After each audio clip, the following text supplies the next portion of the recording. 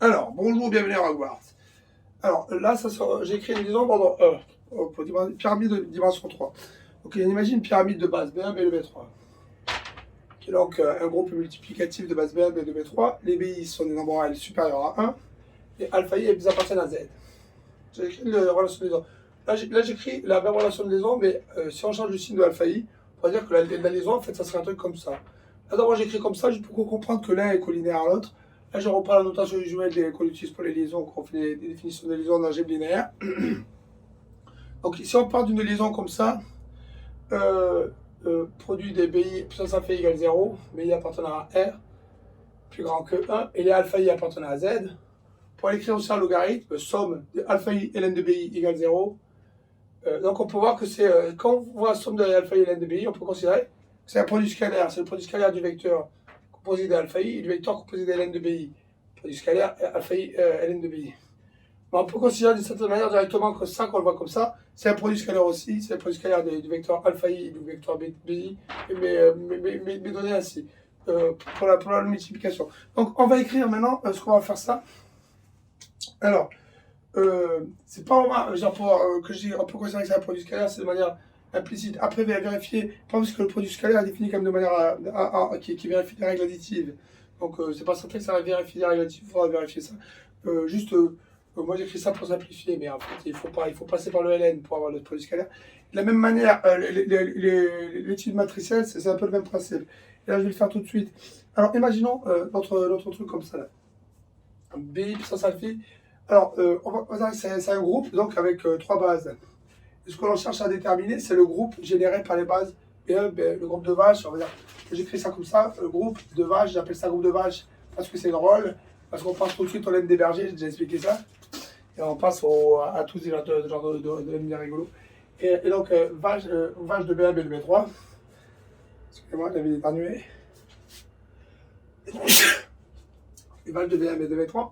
Et il y a une liaison. Alors, nous, ce qu'on va faire,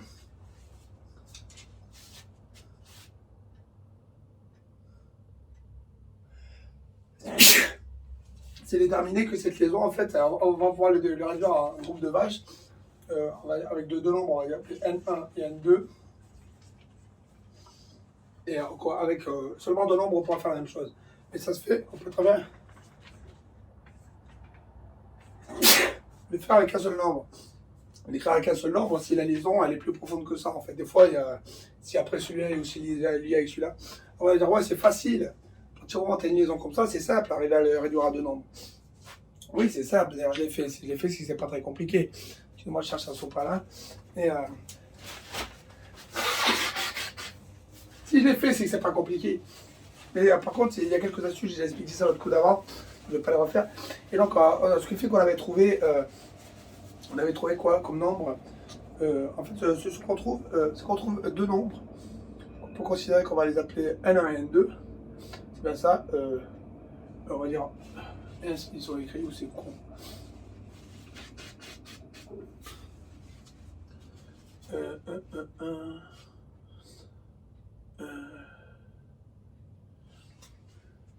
C'est un truc un peu alambiqué, on est d'accord. N1, j'avais considéré qu'il fallait prendre B2 puissance moins B, B3 puissance A. Et N2 est égal à B1 puissance 1 sur Q, donc les B1, B2, B3, avec donc les Q. Alors, comment on les détermine? Alors, déjà, on va considérer, on va prendre D qui est égal donc alpha 2 de PGCD, dans la relation des qui est là. Après, si on considère alpha 1 sur D, c'est un nombre rationnel, hein. On peut le réduire à un P sur Q. Hop, je saute le truc. Alpha sur D est égal à P sur Q, on le réduit à P sur Q, et P sur Q égale 1. Q, il vient d'ici. Le moins B, le A, qui soit ici. On ne trompe pas avec les B qui sont là, mais c'est pas très grave. C'est que, bon, vu que alpha 2, alpha 3, ils ont PCD, bon. En tout cas, on peut faire Bézou ici, on va dire, il existe alpha 2 plus B alpha 3 qui est égal à D. Bézout. On pourrait diviser par D, faire A alpha 2 sur D, B alpha 3 sur D est égal à 1, mais ça reviendra au même. Hein. On va le faire égalité comme ça. Alors ça c'est notre Bézout. Et donc là on a A, B et 1 sur Q. Alors, une fois qu'on a ça, ça c'est deux nombres. Alors, on peut vérifier que V, B1, B2, B3 est égal à V, N1, N2. Ok, ça on peut le vérifier. Et on obtient les transformations qui sont donc, si on prend par exemple cette matrice là, il n'y a pas tous les nombres là, c'est chiant là, c'est effacé, je peux les retrouver. Là. Donc c'est 0, 1, A, 1 sur Q, 0, 0, on multiplie par, là je vais mettre les BI, donc c'est B1, B2, B3, non c'est pas vraiment ça, c'est...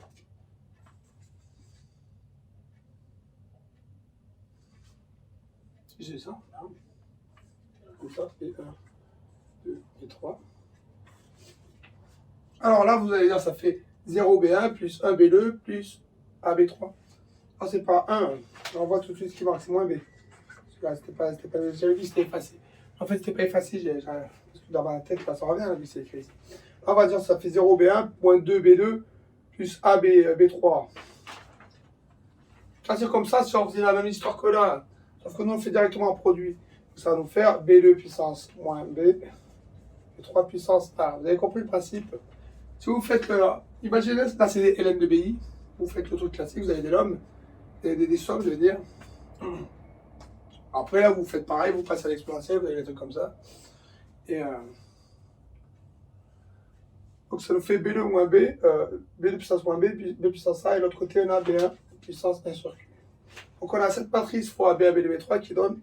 Donc pour continuer ces arbres, on va réécrire cette matrice-là fois B1, B2, B3 donne N1, N2. Avec ce type de multiplication que je viens d'écrire. Multiplication qui passe par des logarithmes. De l'autre côté,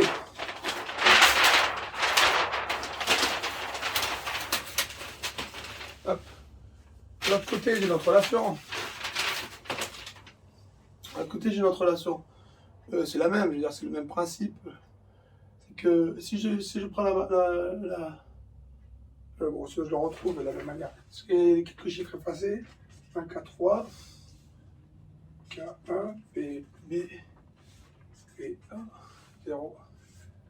On va multiplier par N1, N2, N3. Il est censé trouver N1, N2 plutôt. Il est censé trouver B1, B2 et B3. Alors celui-là était moins évident à retrouver parce que je n'ai pas forcément écrit mes formules. Si j'ai écrit les sons.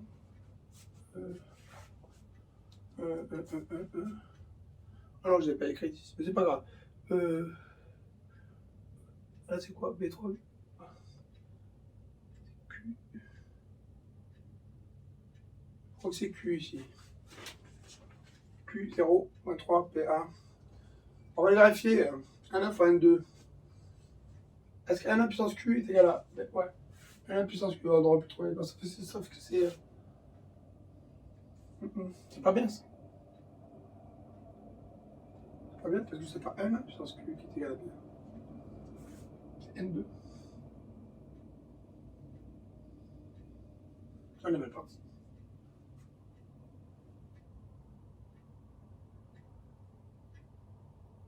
Bon. Hop, on va mettre 0 ici et Q là. N2 puissance Q.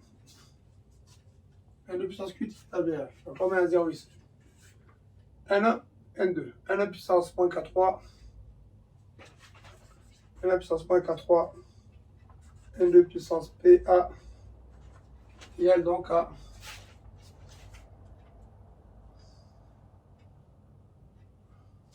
B2 théoriquement. J'ai encore fait les calculs l'autre coup, là ça me fait chier.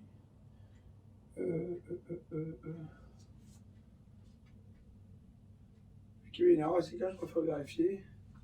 Ça me fait chier, j'ai pas envie de passer ma vie à faire ces trucs-là. Mais en même temps, ah ouais, j'ai déjà tout mis derrière. Bon, c'est pas grave, on va voir le calcul tout de suite. Moins K3, mais c'est bien. Alors B2 puissance B2 AP puissance moins B, B3 puissance A puissance moins K3 point N2 puissance PA, c'est-à-dire B1 puissance PA sur Q.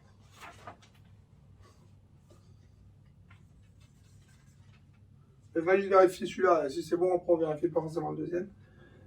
Parce que là, il y avait un truc qui m'embêtait. Un K3, c'est quoi K3 déjà? Il faut se vérifier, faut se rappeler ce qu'on a écrit comme valeur. KI appartenant à Z, K3, ils sont où les K3? Il n'y a pas de K3, on est d'accord? Là, c'est pas clair cette notation. Il n'y a pas de K. Il n'y a nulle part. Oh merde, là, tout de suite.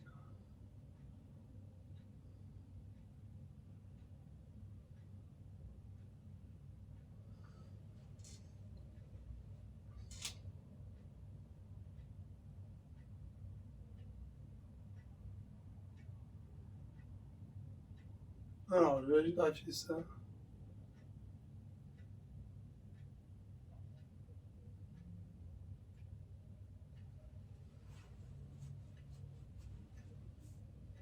Ça, je l'ai ici.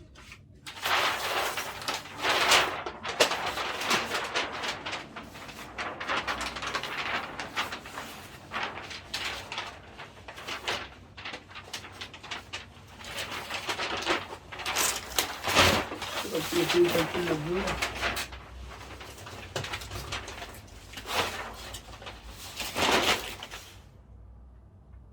J'ai vérifié cette connerie. Hein. Bon, alors K3 sur D, on est d'accord. Hein. C'est K3, j'ai fait un peu K3. Je dis n'importe quoi ces notations. Chaque fois je change entre alpha 3 et K3 là, ça m'énerve. Chaque fois je me mélange. Alpha 3 sur D. Et là on va mettre alpha 1 sur D. On va mettre ça comme ça. Et une notation qu'elle n'est pas claire, après on se mélange tout le temps. Moi, alpha 3 sur D. Ouais, et là, on va le refaire parce que c'est très important. Hop. Hop, allez, c'est parti.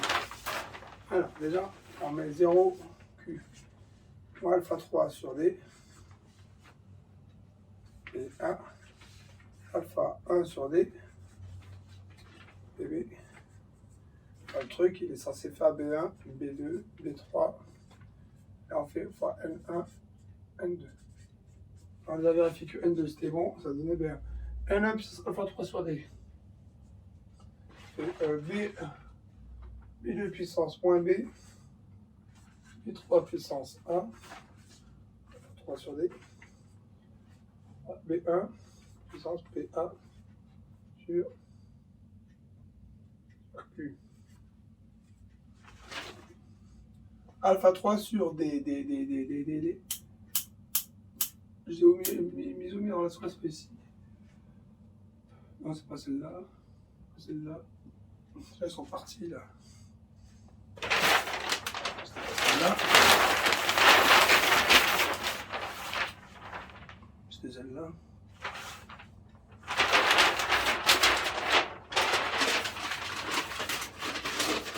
On va partir là-dessus.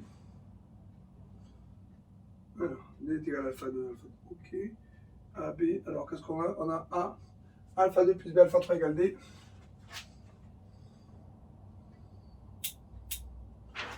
B2 puissance moins B alpha 3 sur D. 3 puissance A alpha 3 sur D. B1 puissance PQ. BA sur Q. Qui est donc égale ça. On va dire B2 puissance moins B alpha 3 sur D. A alpha 2 sur D. Voilà. B3 puissance A alpha 3 sur D.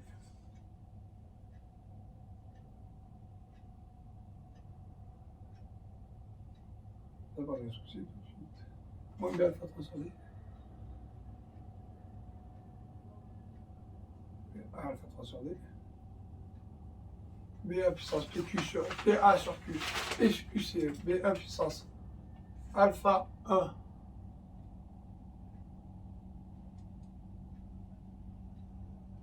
Alpha 1 sur D.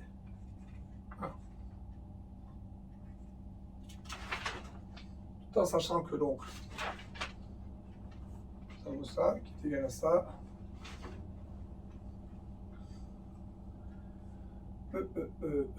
Ça sera que B1 puissance alpha 1 est égal à B2 puissance alpha 2, B3 puissance alpha 3.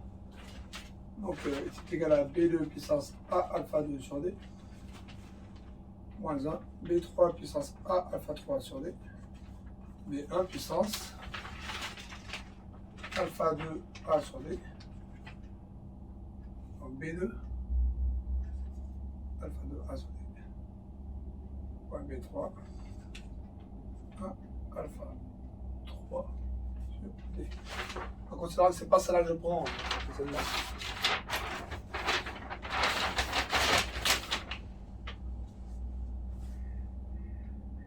Bien entendu, c'est pas ce que l'on voulait ici.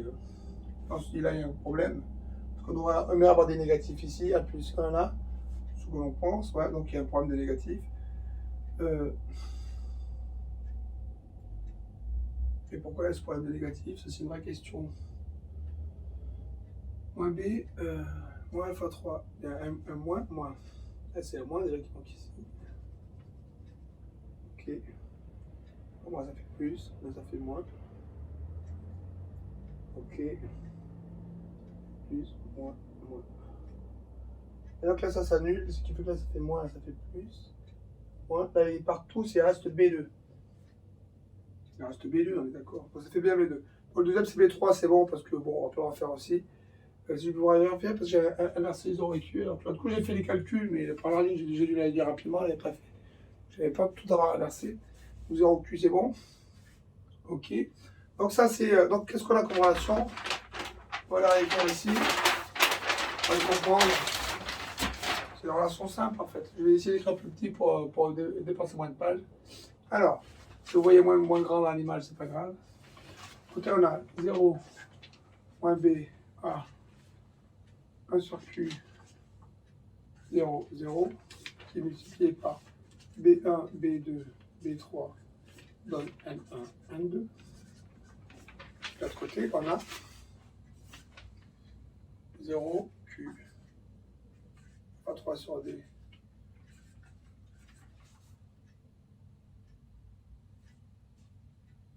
BA, BB, multiplié par N1, N2, qui donne B1, B2, B3.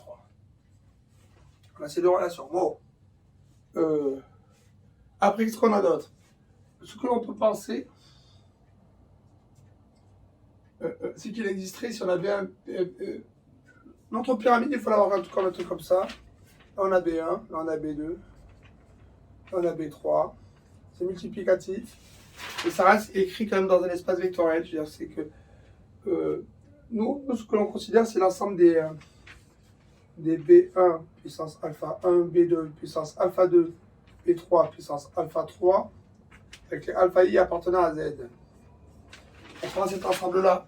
On peut également prendre l'ensemble des B1 puissance alpha 1. Enfin, on peut prendre pareil, je ne vais pas le réécrire, mais alpha I appartenant à R. Lorsqu'on prend alpha I appartenant à R par Z, ça lisse le truc, hein, dans le sens, on a beaucoup plus de points. Ça décrit la même chose, sauf qu'on n'a plus notre quadrillage.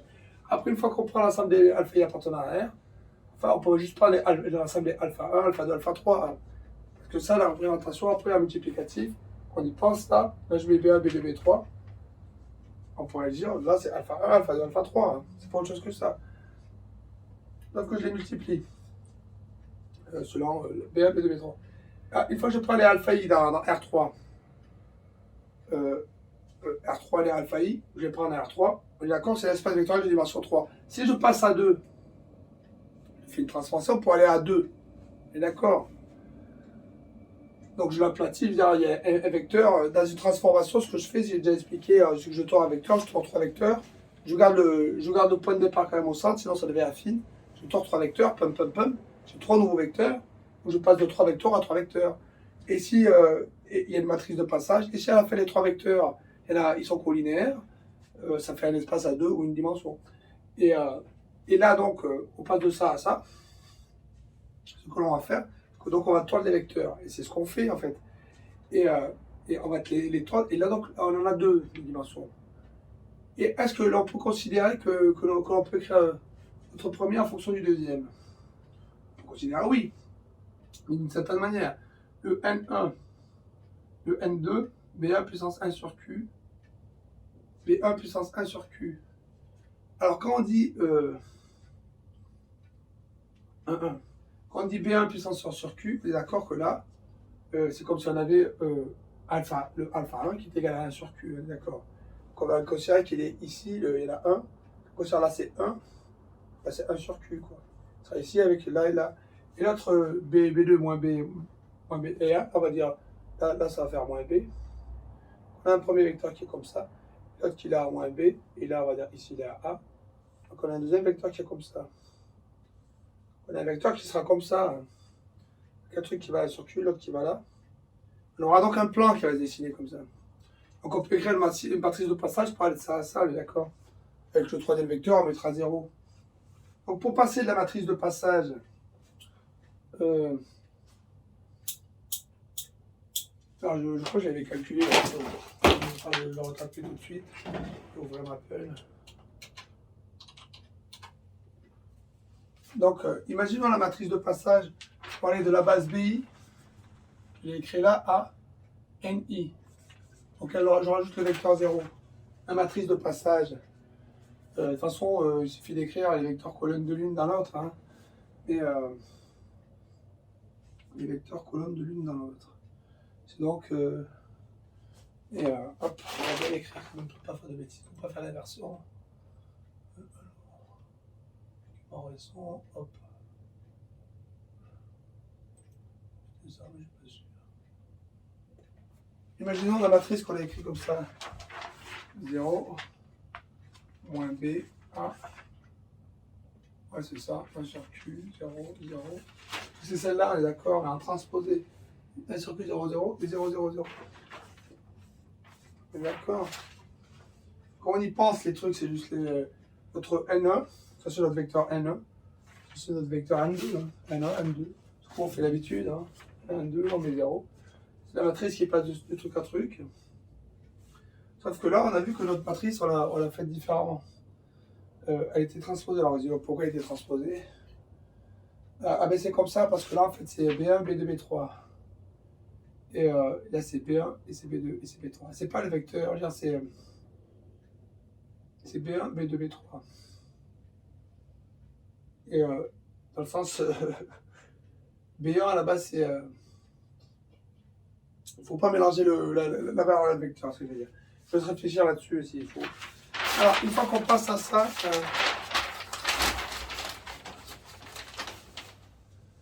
une fois qu'on passe à ça, la 0 moins B, A, 1 sur K, 0, 0, 0, 0.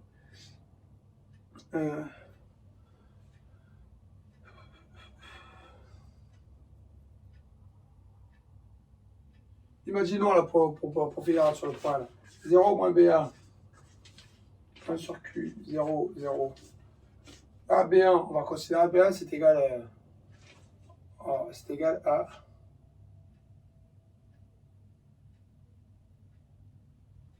un truc qui est comme ça, là.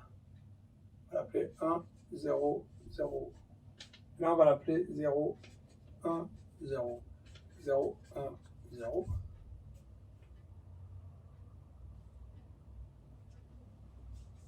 C'est ça le problème.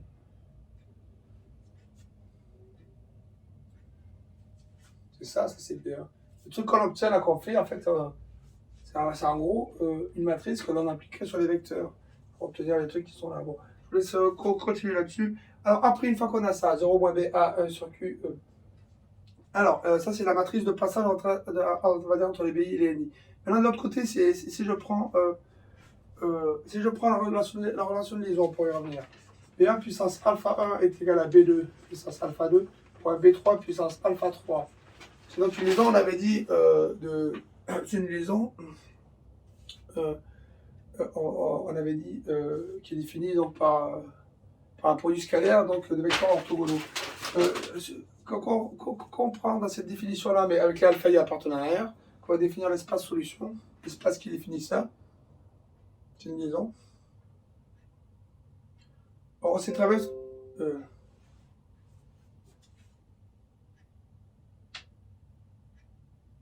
Il me dit qu'il a plus l'espace, bon, c'est un problème. Attendez, hop. Qu'est-ce qui m'arrive là-dessus? Bon, ça va, il y a de l'espace quand même. J'ai plus qu'il manquait de mémoire. Donc, ça c'est. Alors, on va revenir à la définition de notre hyperplan. C'est quoi déjà notre hyperplan? C'est l'ensemble des B1 puissance, on va mettre notre notation B1, point B2 puissance B2, point B3 puissance B3, égale à constante lambda. Ça, c'est notre hyperplan dans le truc. On est d'accord quand on fait la pyramide, on a un hyperplan. C'est la valeur pour laquelle ça, c'est égal à constante. On peut également considérer que la constante, c'est 0. On pourrait dire c'est 0. On peut le faire 0. Quand on change ce calcul, on est d'accord que quand on cherche ce calcul, on obtient. Imaginons, on va le faire pour 0, justement, ça sera mieux. On va dire bêta 1, bêta i, somme des bêta i et ln de bi égale 0. Et avec une équation, on va dire les bi, c'est des équations. C'est les inconnus. Donc, on va dire somme des xi ln de bi égale 0. Donc, on a x1, on peut mettre xy, on peut mettre des y maintenant. x1, x ln de b1 plus y ln de b2 plus z ln de b3 égale 0. On y va plus clairement. Ça, c'est l'équation de plan. Ça, c'est l'équation de plan. Donc, dans notre pyramide, un truc comme ça.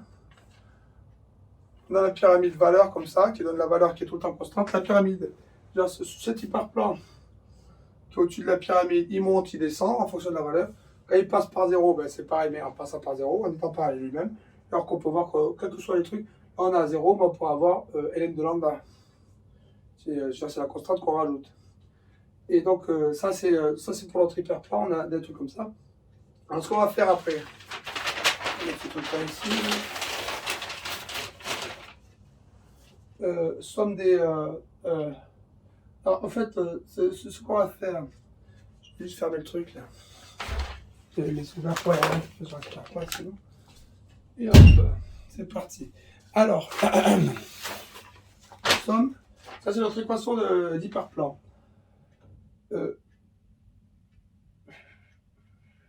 Dans notre liaison, là, quand on écrit notre liaison, c'est pareil.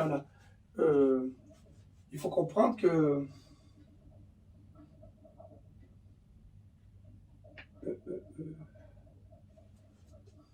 alpha 1, alpha 2, alpha 3, ce sont des points qui appartiennent, je veux dire alpha 1, alpha 2, alpha 3, ils sont forcément dans l'espace solution.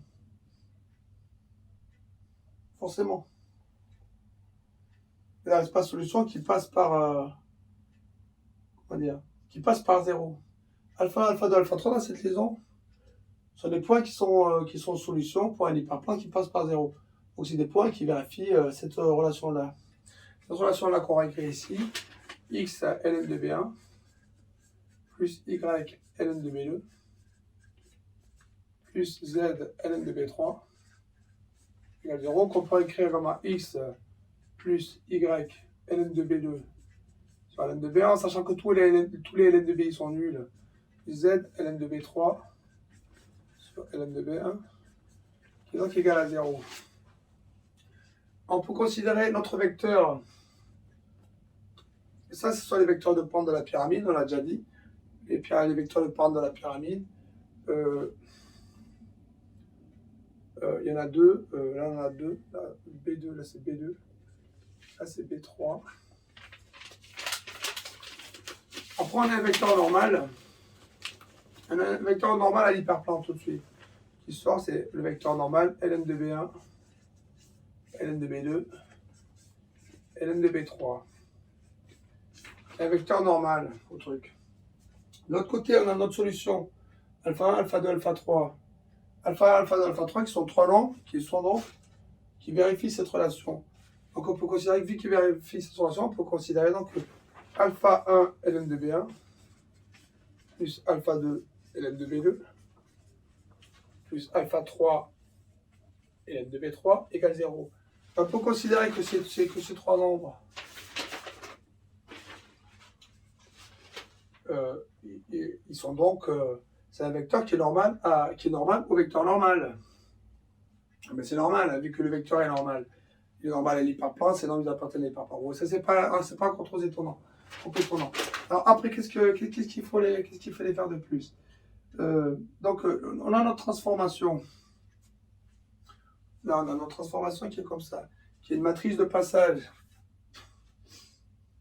qui passe d'un truc à un autre truc. Et l'autre jour, j'avais un truc en tête, c'était quoi, je me rappelle pas. Enfin, les choses de manière hachée, je sais plus où j'en suis.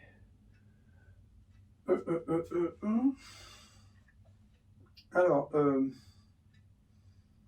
enfin,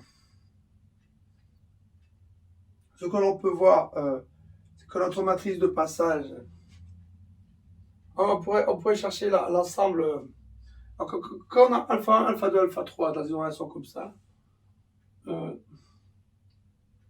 est-ce qu'à partir juste un alpha, alpha 2, alpha 3 on peut déterminer B1, B2, B3 tel que ça égale 0?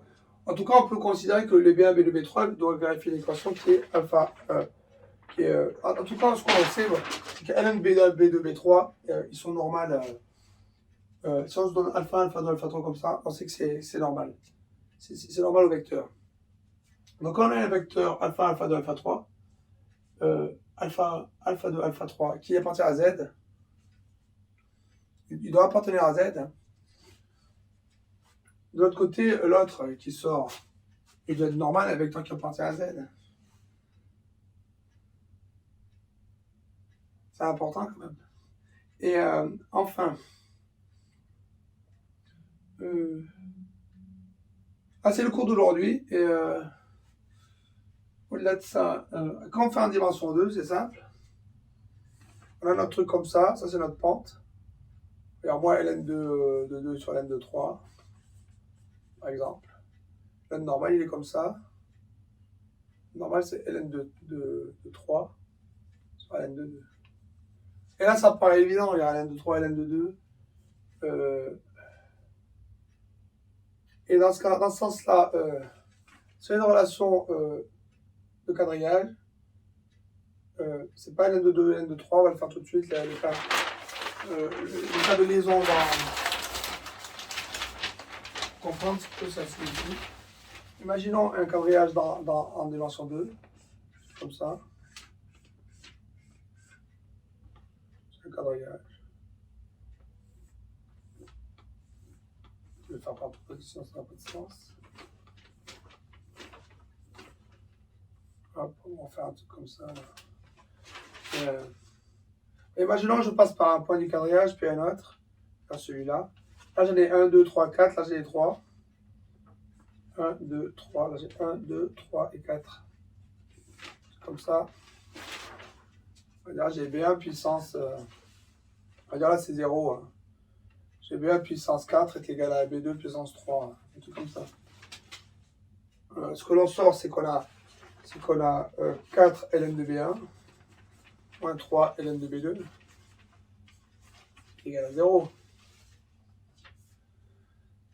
De l'autre côté, donc là on a une pente ici. Donc ce que l'on sait, c'est qu'on aura 4 tiers. Donc 4 tiers, donc égal à Ln de B2 sur Ln de B1.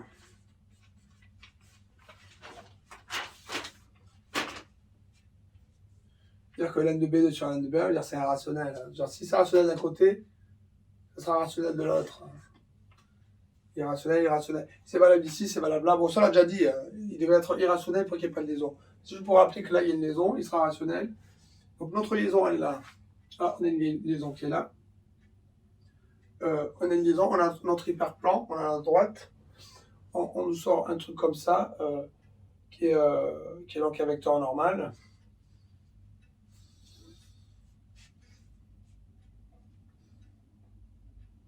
Est-ce que le vecteur normal ici, vu qu'il y en a 3, il est rationnel aussi ou pas?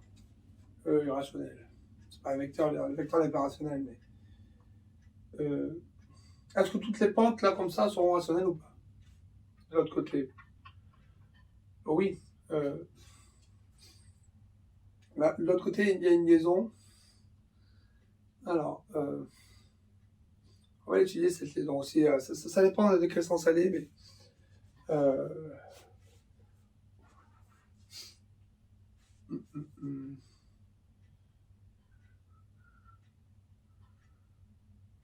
Alors bon, on va faire ça tout de suite, c'est bien.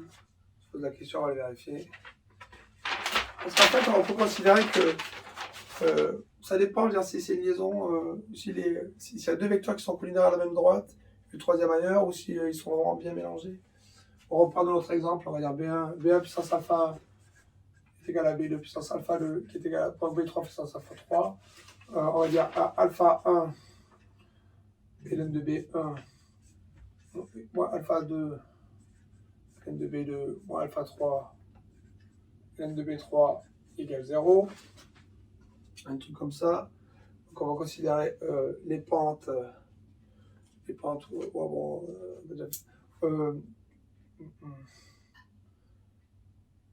D'un côté, donc on a un hyperplan.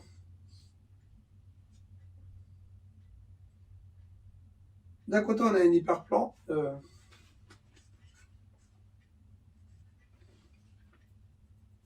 qui est défini par les pentes ln de B1 sur ln de B2, ou des trucs comme ça, je veux dire. On va l'écrire ça bien. On va écrire ça bien. X ln de B1 plus Y ln de B2 plus Z ln de B3 égale 0. X plus Y ln de B2 ln de B1 plus Z ln de B3 ln de B1 égale 0. Notre pyramide, elle est comme ça. Là, on a B1, là, on a B2, là, on a B3. Alors, ln de B2 sur ln de B1, c'est cette pente-là. ln de B3 sur ln de B1, c'est cette pente-là. Avec ces deux pentes-là, théoriquement, on a peut-être les inverses, je crois que c'est ça. On a notre hyperplan qui définit le truc. On a deux pentes là, une comme ça, une comme ça. Et qui passe par 0, donc il faut faire l'hyperplan. Je mets toujours un peu loin, mais il faut le faire le même et qui passe par 0. Ça fait un truc comme ça là. Et avec ces deux trucs, on a notre hyperplan qui passe, qui est défini, avec ces pentes-là. Et à quoi je pensais? Donc ça, c'est déjà des pentes. Après, tout dépend des sens des pentes. De l'autre côté, on a notre vecteur normal. Donc on a dit, vecteur normal, c'est alpha 1, alpha 2 et alpha 3. Qui lui, par contre, c'est une certitude, lui, il est rationnel. Il est rationnel, c'est que des trucs entiers, donc les pentes. Donc, imaginons, je pars d'ici, notre vecteur, il partira d'un point. Imaginez un quadrillage sur un plan comme ça. À partir d'un point, il va monter comme ça. Là. Et on fera ça avec du centre, mais ça reviendra même. Et donc, ça va faire un truc rationnel. On est d'accord.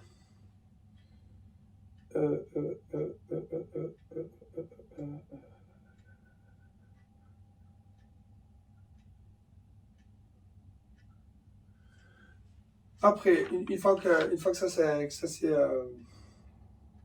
ça c'est fait comme ça, à quoi je pense?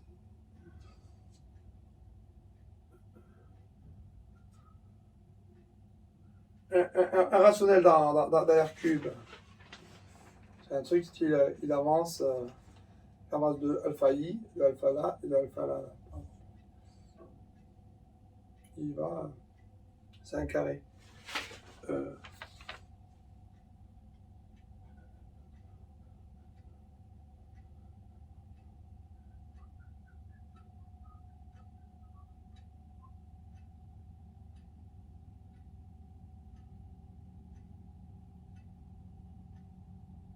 faut considérer que ce vecteur-là, on fait un changement de variable, on peut le mettre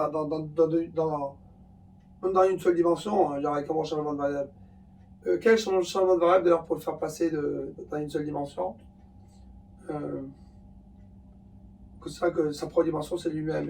Avec lui on fait une théorème de base complète. Est-ce que c'est intelligent? Je ne suis pas sûr. À quoi je pense? On fait des projections.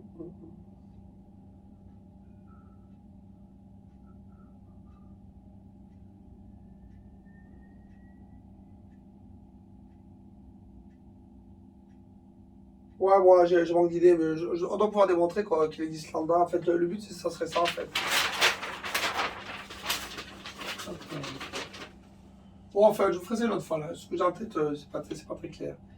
Et au-delà de ça, c'est quoi on peut réfléchir aussi.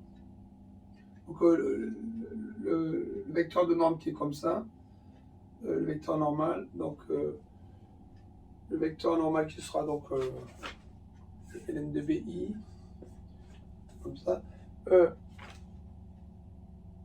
Ce vecteur normal, donc, qui définit donc le vecteur normal va définir un hyperplan. On peut considérer que alpha 1, alpha 2, alpha 3, le vecteur alpha i, c'est aussi un vecteur normal lui-même. C'est un vecteur normal d'autre chose. Donc on peut imaginer le x alpha i plus y alpha y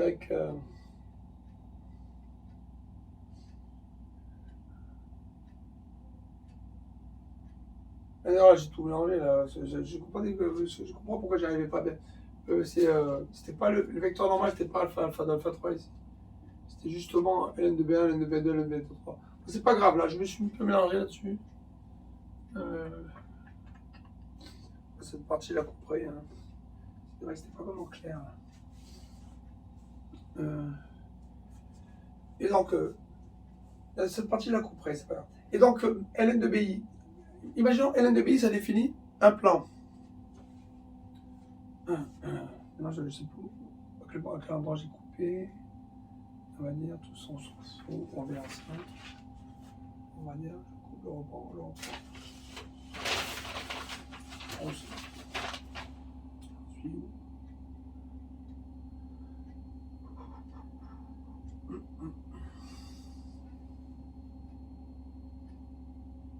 Bon, on prend une pyramide, donc la pyramide qui est là, avec les vecteurs ln de b1, ln de b2, ln de b3, le vecteur ln de b1, ln de b2, ln de b3, et un vecteur donc, qui est normal à la pyramide défini ainsi. Non, c'est pas clair du tout. Ça, c'est une liaison, pas une pyramide définie. Bon.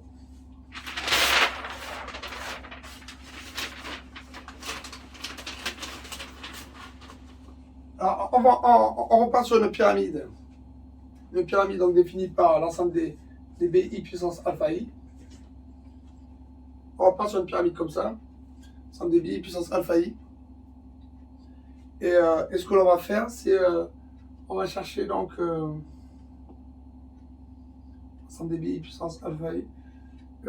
Donc on fait tout le cheminement qu'on a. Bon, ce qu'on a déjà un vecteur normal à la pyramide. Le vecteur normal de la pyramide, on va dire, c'est ln de b1, ln de b2, ln de bn. C'est un vecteur normal à la pyramide. Donc le vecteur normal à l'hyperplan, je veux dire, de la pyramide. On a les ln de bi, comme ça définira un vecteur normal à l'hyperplan de la pyramide. Et si on prend par exemple, ça c'est pour si par contre, au lieu de prendre ce vecteur-là, on repart de la liaison qu'on a. La liaison qu'on a, c'est produit des bi puissance alpha égale 0. Si on prend là le vecteur alpha 1, alpha n, si on part de la liaison, on prend le produit alpha 1, alpha n. On peut considérer que alpha 1, alpha n, c'est un vecteur qui est normal à l'hyperplan défini par somme des alpha i, x, i. Si on imagine l'hyperplan qui est défini par l'équation comme ça, alpha i, ça sera alpha i, alpha 1, alpha 2. Ça sera normal, ça sera un vecteur normal à cet hyperplan. Or, ce que l'on sait, c'est qu'en plus de ça, ces deux-là sont normaux. Si on a une liaison comme ça, ce qui est le cas de notre histoire, là. Notre histoire, on avait B1, B2, B3, ça définit une pyramide, on a un vecteur normal qui est ln de bi, on a un vecteur qui est alpha, alpha 2, alpha 3, qu'on a dit, il appartient à ce truc-là, il appartient à l'hyperplan. Maintenant, on parle de alpha, alpha 2, alpha 3, on va dire, qui est un vecteur qui appartient à cet hyperplan.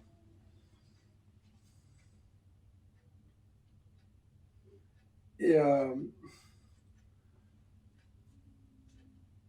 qui passe par 0 d'ailleurs, il quelque part. Hyperplan, lorsqu'il passe par 0, on prend alpha, alpha. Imaginons ce truc, on le définit bien, pam. Je le fais en sens inverse. Je fais un truc comme ça. Par 0, là, je fais passer un hyperplan qui passe par 0. Là, je tire un vecteur là, qui est alpha i. D'accord. Ce vecteur, ce vecteur va définir donc un hyperplan qui est normal. Ce hyperplan normal, il y aura ce vecteur-là, c'est sûr. On va dessiner. Donc là, c'est alpha i. Ce vecteur-là, mais il y en aura d'autres. Il y en aura d'autres. Genre, c'est pour un vecteur, il y aura ce truc-là. Et comment on trouve l'autre? Comment on en trouve un autre ou des autres? Et pourquoi il y aurait d'autres? Ah, pourquoi il y en aurait d'autres? Quand on en a un seul, pourquoi il y en aurait. Parce qu'en fait, l'alpha il y en a plein, il y en a partout. Donc il peut tourner dans tous les sens dans le truc. Donc, à la fin, on pourra toujours trouver des plans. Quand il fait tourner dans tous les sens, on prend l'intersection de tous les plans qui tournent, il y en aura un seul, ce sera ln de BI qui sortira. Donc ce serait qu'une droite. En fait, on pourra trouver